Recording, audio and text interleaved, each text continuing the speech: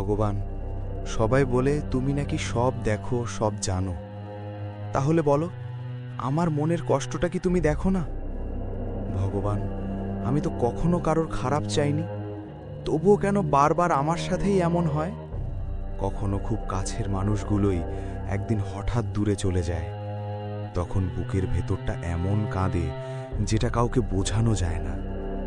ভগবান, রাতে যখন সবাই ঘুমিয়ে পড়ে তখন আমি চুপচাপ তোমাকেই ডাকি, কারণ এই পৃথিবীতে আমার কষ্টটা বোঝার মতো কেউ নেই।